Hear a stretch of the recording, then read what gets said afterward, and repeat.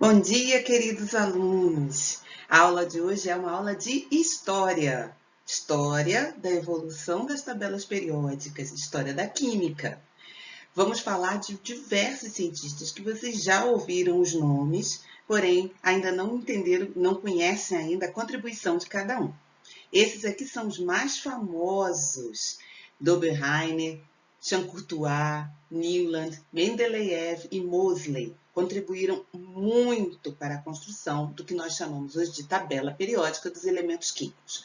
Vamos à história. Bom, a história de classificar, organizar, tabelar, isso faz parte da ciência. Todo cientista tenta organizar seus dados em tabelas. Com Lavoisier não foi diferente. A diferença é que ele só conhecia 33 elementos. Mesmo assim, haviam ainda diversos erros. Por exemplo, o que ele chama de azoto, na verdade não é um elemento. Hoje sabemos que o azoto é a amônia, uma substância, mas ele não sabia disso. Além disso, ele trazia conceitos bem antigos, o conceito do calórico, o conceito do flogístico. Por quê? Porque ele não tinha equipamento suficiente, não tinha conhecimento ainda suficiente para ver a diferença entre gás carbônico, oxigênio. Eram gases da combustão. E, como estavam presentes em todas as combustões, ele chamava de flogístico ou de calórico. Até a luz ele considerava um elemento da natureza. E nós sabemos que não é um elemento, apenas uma forma de manifestação de energia, certo? John Dalton, já no início de 1800, também organizava todo o seu conhecimento na forma de tabelas. Aí tem um exemplo da tabela de Dalton. E ele usava os símbolos que herdamos lá da alquimia. Bem interessante. E qual era o equipamento mais tecnológico que esses cientistas possuíam? Uma balança. Por isso, todo o material acumulado até então utilizava como referência a massa dos elementos, das substâncias que eles estavam estudando. Como não havia parâmetros corretos, todas as massas eram relativas. Para Dalton, relativos a qual substância? A mais leve que ele possuía, o hidrogênio. Então, muito próximo de tudo que nós usamos hoje, porém de uma forma bem intuitiva. A organização das tabelas começa a tomar uma feição mais científica com Dobereiner. Ele observou que substâncias semelhantes tinham algo em comum. Ele conseguiu observar as tríades, ou seja, 3 elementos com características físicas e químicas muito semelhantes. Quando ele fazia a média das massas entre esses 3 elementos, a média era a massa do elemento central. Isso foi, assim, uma evolução. Não é bem assim.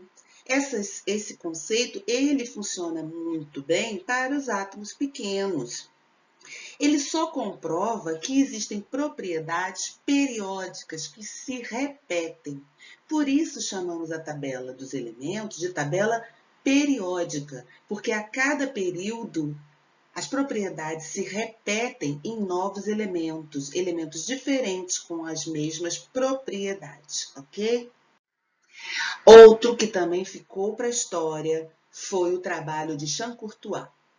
Ele, observando aquelas características que se repetiam com átomos diferentes, com massas maiores, ele conseguiu organizar esses átomos cujas características se repetiam no formato de uma espiral que ele desenhou ao redor de um cilindro. Esse tipo de classificação foi chamado de parafuso telúrico e segue as mesmas características do trabalho de Dobereiner. Ele encontrou uma periodicidade, uma repetição de características físicas e químicas entre os elementos e organizou na forma de espiral. John Newland, além de cientista, era músico. E o que ele observou foi uma semelhança com as notas musicais. A gente tem as notas musicais se repetem a cada oitava. Dó, ré, mi, fá, sol, lá, si. Dó, ré, mi, fá, sol, lá, si. E ele observou que ele podia agrupar aqueles elementos de mesmas características de 8 em 8. Só dava certo para elementos bem pequenos. Conforme os átomos iam aumentando de massa, a lei das oitavas de Newland não dava certo. Então, também um modelo que teve que ser abandonado, apesar de ser muito interessante observar essa repetição, essa periodicidade das características físicas e químicas entre os elementos. Julius Lothar Meyer não entrou para a história definitivamente por causa de alguns meses que ele publicou o seu trabalho depois de Mendeleev. Ele teve a mesma ideia de Mendeleev, porém ele não a publicou a tempo. Então ele não ganha o título de descobridor dessas propriedades que Mendeleev descobriu. Ele organizou os átomos pelos pesos atômicos, como a gente já sabe, né? Ele só tinha balanças para medir, então os átomos eram caracterizados pelas suas massas, mas ele conseguiu, graças já à evolução da química, porque agora não tinha mais 33 elementos, tinha muito mais, e ele conseguiu organizar de uma forma brilhante elementos de mesmas propriedades em grupos, grupos que ele numerou, organizou muito bem. Qual a diferença do trabalho de Meyer para o trabalho de Mendeleev? Mendeleev ficou conhecido como o pai da tabela periódica, o cara que realmente compreendeu a periodicidade dessas propriedades entre os elementos. A diferença é que Mendeleev, além de organizar em grupos, ele previu com muito acerto os elementos que iriam surgir. Ele chegou ao ponto de corrigir dados de cientistas que descobriram novos elementos. Ele recebia a informação, olha, foi descoberto o gálio. Aí ele observava lá, olha, tem um erro aqui. A massa desse elemento tem que ser tanto. O cientista descobridor ia, fazia os testes e verificava que o Mendeleev estava correto. Ele realmente compreendeu a natureza dessa periodicidade. Então, por isso, ele é o famoso Mendeleev, certo? Além de outras características, ele era muito exótico, muito estranho, tanto que as ideias revolucionárias dele assustavam bastante na época. Vocês estão vendo esses sinais aqui de ponto de interrogação? Pois é, são as previsões de Mendeleev para elementos que ainda seriam descobertos, e foram. Bom, em 1870, Baumhauer, ele criou uma forma muito especial de se organizar os átomos, não em tabela, mas em espiral. Claro, faz sentido. As propriedades não se repetem periodicamente, a gente já não tem o parafuso telúrico de Champcourtois. Muito bem, como esses elementos vão ficando cada vez maiores e o número de elementos conhecidos foi aumentando também, essa organização na forma de espiral foi muito utilizada. Olha quantas tentativas de se organizar os elementos na forma de espirais, classificação em espiral, foram tentadas. Nós temos o Heinrich, além do Baumhauer, o Quaglio, o Stoney, o Erdmann e Charles Janet, que foi um grande contribuidor para esse estudo da periodicidade dos elementos. Não vingou por uma opção dos cientistas. Trabalhar com uma tabela parecia ser mais simples do que trabalhar com uma espiral. Em 1890, Sir William Ramsay descobriu os gases nobres. Gases nobres não reagem com ninguém, não é isso? Então, a grande dificuldade era falta de tecnologia. Com o desenvolvimento da tecnologia, foi possível observar que existiam gases que não reagiam com nada. Os testes eram feitos todos em relação a reações químicas, balança e reação química. Como os gases nobres não reagem, eles foram descobertos só em 1890. Com a descoberta dos gases nobres, tiveram que organizar de novo essa tabela. Veja que a tabela agora ela já está bem parecidinha com a nossa. Sir Alfred Wegener, um suíço, ele também ganhador de prêmio Nobel, mas por outros motivos, não pela tabela periódica. Ele que deu a sugestão de se colocar os gases nobres na extrema direita da tabela. Por quê? Porque eles tinham propriedades idênticas, propriedades físicas e químicas diferentes de todos os outros elementos, então era necessário criar uma coluna, um grupo só de gases nobres, e ele que propôs essa posição na lateral extrema direita, ok? Agora já temos uma tabela bem semelhante à nossa, né? Mas foi Moseley o pai da tabela periódica atual. Foi ele, graças ao desenvolvimento de toda aquela ciência que nós estudamos, quando vimos modelos atômicos. Nós já estamos em 1913, época em que Schrödinger começa seus cálculos, certo? Em que nós já sabemos que no núcleo estão os prótons com carga positiva e que a eletrosfera gira ao redor, todos os conceitos de Bohr. Porém, ainda não se tinha conhecimento dos nêutrons. Os nêutrons só vão ser efetivamente comprovados em 1932.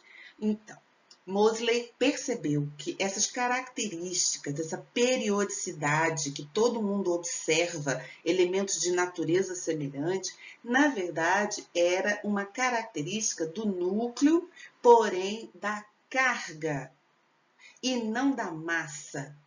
A carga positiva vem de quem? Dos prótons, que nós hoje em dia chamamos de número atômico, a identidade dos elementos. Então, a massa atômica deixa de ser o referencial teórico desses cientistas e quem assume o local de identidade dos elementos é o número atômico, o número de prótons, o número de cargas positivas dos elementos. Certo?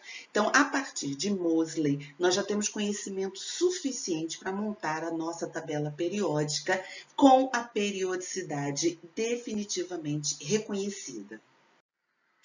Essa é a tabela periódica atual, a nossa tabela periódica. Você pode estar achando ela muito diferente da tabela que você conhece, mas não é não. A única diferença é que nós não usamos a tabela periódica assim, estendida. Nós usamos a tabela periódica comprimida. Como? Cortando esse trecho aqui, desses elementos, que são os que nós chamamos de actinídeos e lantanídeos, e colocando-os abaixo da tabela periódica, certo? E o que Linus Pauling está fazendo aí? Linus Pauling reuniu os estudos de Schrödinger com todos esses estudos das tabelas periódicas de Moseley e de todos os outros, organizou a tabela periódica, levando em consideração todas as características de periodicidade com os estudos de energia da camada eletrônica. Ele juntou esses dois estudos, por isso ele é tão aclamado. Ele realmente conseguiu juntar teorias que vêm de origens diferentes. Na próxima aula, nós veremos exatamente como o diagrama de Linus Pauling e toda essa teoria da ordem crescente de energia dos subníveis serve para a montagem da tabela periódica, ok? Outra tentativa de organizar a tabela periódica usando os conceitos de Schrödinger, de subníveis, de ordem crescente de energia, veio com Charles Jeannet, o mesmo que já tinha tentado uma organização dos elementos na forma de espiral. E os estudos de Charles Jeannet foram decisivos para a montagem e para complementar o trabalho de Linus Pauling, tá? E só em 1945, Seaborg propõe essa retirada da tabela dos lantanídeos e actinídeos, colocando-os um pouco abaixo. Isso fez a tabela ficar menor comprimida. Além disso, lantanídeos e actinídeos são elementos de massa muito grande, são radioativos, eles são chamados de terras raras. Por quê? Porque são raros. Então, realmente faz sentido a gente não dar destaque, não ocupar espaço com elementos cuja a utilização e a presença na natureza são de menor importância, tá? Então, é a partir do trabalho de Seaborg que nós usamos, então, a tabela periódica com este formato. Este, então, é um arquivo histórico, seria o desenho que Seaborg fez da tabela periódica. Tá vendo aqui o corte que se faz na tabela para retirada daquelas duas linhas dos lantanídeos e actinídeos. Então, tá aí a proposta de Seaborg para a tabela periódica. Exatamente a tabela que nós usamos hoje. A exceção é que ainda não se conhecia e eles só conheciam 111 elementos, então uma tabela bem menor. Nós tivemos também a contribuição de um brasileiro, Alcindo Flores Cabral. Se a decisão dos cientistas fosse usar a tabela periódica, né, as propriedades periódicas no formato de espiral, talvez essa fosse a tabela periódica usada internacionalmente. Uma tabela muito bem organizada, em forma de espiral, usando já os conceitos todos de subníveis de energia, ordem crescente. Ele realmente era um homem muito antenado, se correspondia com os cientistas norte-americanos. Ele elaborou esta tabela periódica em 1946, na verdade, a primeira tentativa. Ele fez várias tentativas e se comunicando com os cientistas norte-americanos que aprovaram muito, elogiaram muito o trabalho do Alcindo Cabral, certo? E existem várias outras propostas de tabela periódica. Nós podemos usar as formas circulares, não há problema nenhum. Elas estão coerentes e corretas. É só uma questão de hábito. Não é comum. Na escola nos ensinam a usar a tabela plana e não a circular. Por isso, parece difícil, mas não é não. É bem interessante observar a montagem dessas tabelas circulares, que a periodicidade ela é muito bem respeitada nessas tabelas. Você pode ver aqui, ó, que os metais alcalinos estão aqui, ó, lítio, sódio, potássio, rubídio, césio e frâncio. Os metais alcalino-terrosos estão aqui. Então, olha os gases nobres aqui. A periodicidade, aqueles grupos que nós chamamos de famílias de características semelhantes, são respeitadas. É uma questão só de opção dos cientistas. Bom, aí está a nossa tabela periódica atual, aquela que foi considerada a tabela correta pela IUPAC. Vocês sabem que a IUPAC é um grupo de cientistas que se dedica a uniformizar toda a linguagem química no mundo. Todo químico se comunica através de símbolos, expressões e nomes que são padronizadas. Então, não importa a língua, pode ser de árabe a húngaro. Os químicos vão sempre se entender graças ao trabalho da IUPAC, que organizou todo esse conjunto de conhecimentos e a linguagem química. Então, veja que essa tabela é esta daqui, com os lantanídeos e os actinídeos sendo colocados abaixo da tabela. Simples assim, tá? Outra característica é que a tabela periódica atual, ela não usa mais aqueles números romanos dos primeiros modelos, aquele modelo de Seaborg. Ele agora usa números e esses números têm significado. Significa o número de elétrons de valência. Nós veremos isso com detalhes na próxima aula. Bom, a classificação periódica, então, ela é fruto do trabalho de diversos cientistas que foram organizando esse acervo de conhecimento e, mais do que descobrir as propriedades que se repetiam entre os elementos e agrupá-los em tríades, em oitavas, o que fosse, mais importante era descobrir os próprios elementos. Vocês sabem que tem elementos com alto potencial de oxidação, então eles só são encontrados na natureza combinados com oxigênio. Descobrir esses elementos na forma fundamental, isolados, deu muito trabalho. Então, por isso, a evolução foi lenta, dependendo de tecnologia para descobrir primeiro os elementos, para depois conseguir classificá-los, agrupá-los conforme as suas propriedades físicas e químicas. Veja que até o ano de 1800, lá no período de Lavoisier e Dalton, só se conhecia 38 elementos diferentes, e mesmo assim com erros. Lembra do azoto? Muito bem. Então, a partir de 1800, outros elementos foram sendo purificados, isolados e aí sim descobertos. O ferro, por exemplo, o alumínio, o flúor, todos esses elementos foram mais fáceis de serem isolados.